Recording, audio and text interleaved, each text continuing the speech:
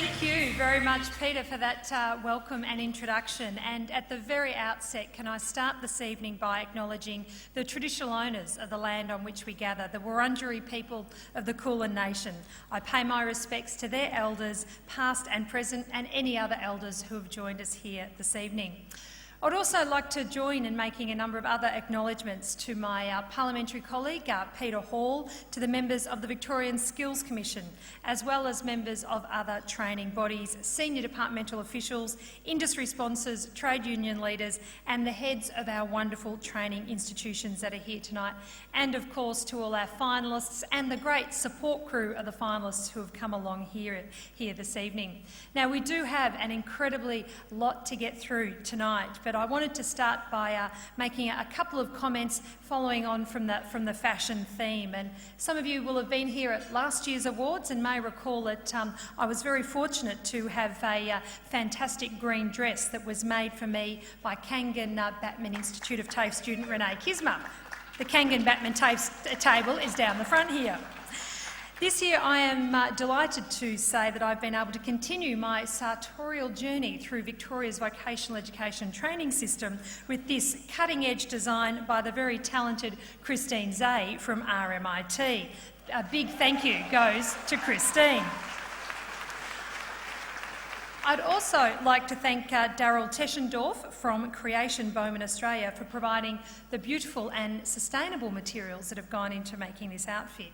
Christine is from RMIT's Diploma of Applied Fashion, Design and Technology program, which showcased the creations for us in the opening fashion parade, which we've just witnessed, along the theme of sustainability. And as we celebrate the achievements tonight of Australia's strongest training system, we can also look forward to a feast of entertainment drawn from across our vet sector.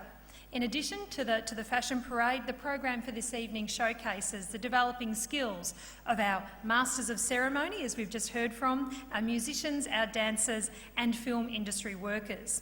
The sustainable living centrepieces on each table and the floristry you see this evening are further evidence of the talent in our training sector, which has been involved in every aspect of putting together tonight's gala event, including the terrific massages which are available in the foyer. And I'm not sure how many people got the chance to it sounds like a few of you did, and you're already ready and relaxed to enjoy the evening. Although I'm sure a few of us might like them to come back, particularly the ladies might like those massage therapists to come back at the end of the evening to rub some of the sore feet that have been hitting the dance floor pretty hard.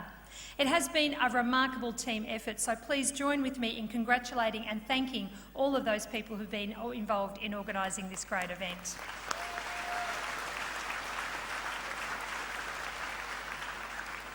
But let's remember that tonight we are all here to celebrate excellence in training, and over 200 entrants have applied for recognition this evening as the best of the best.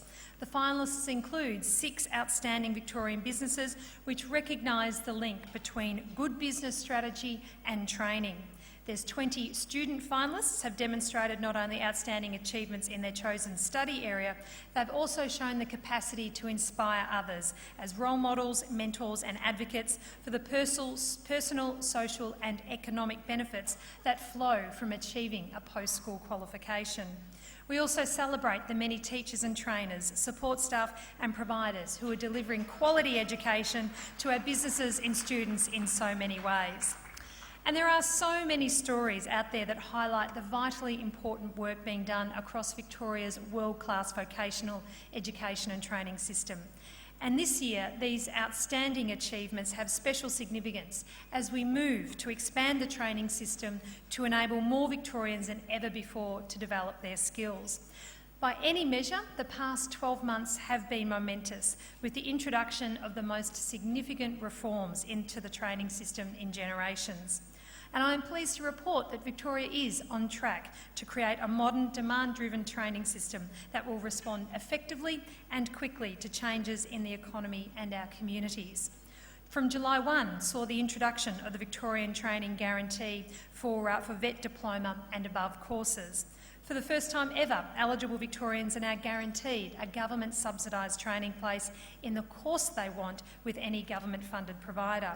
And this has never been more important. With a changing climate, the economic downturn, structural shifts in jobs, all of these challenges require high-skilled and versatile workers able to lead us towards an economic recovery.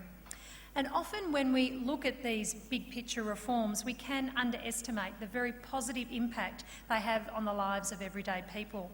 But we shouldn't, because ultimately these reforms are all about creating opportunities to improve the lives of people by giving them education and training that they could not get under the old system. And this point was reinforced with me in a conversation I had during a visit I made a few months ago to one of our bigger metropolitan TAFEs. And during this visit, I met with the head of the TAFE's Koori Education Unit, and he was a very passionate and forthright individual who cared deeply about his job. And I asked him what he thought about our planned changes.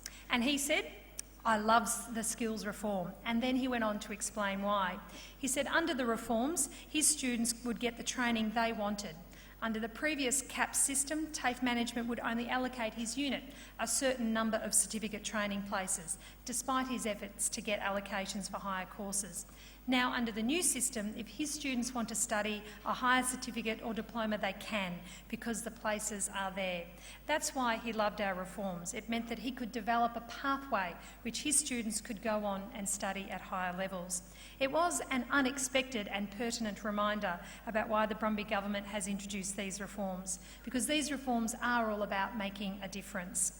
Of course, the government alone can't make these changes work. It has taken the hard work, the dedication and the collective talents of the Victorian training system to see us succeed. These have been significant changes, and I want to use this opportunity tonight to thank everybody for their hard work on what has been an almost seamless transition to the new system. It is, I think, a great credit to everyone who's been involved, and I'd like to particularly acknowledge tonight the efforts of our TAFE workforce and the Skills Victoria team for their hard work over the past 12 months. As we move further through the implementation stages of the reform, I look forward to your contribution to shaping a brighter, stronger future for Victorian training. And now, before I hand back to Peter, I'd like to once again shine the spotlight on tonight's stars, the students, the teachers and organisations they represent, the very best our system has to offer. And shortly, we'll be introduced to this year's finalists. But before we do, I'd also like to recognise the dedicated employers, teachers, families and partners who support them through their endeavours. And I'd also like to join in thanking and acknowledging our sponsors and award judges who've given freely of their time to perform this very important role. So to everyone tonight, please enjoy yourself on what is truly Victorian's training system night of nights. Thank you and have a fantastic evening.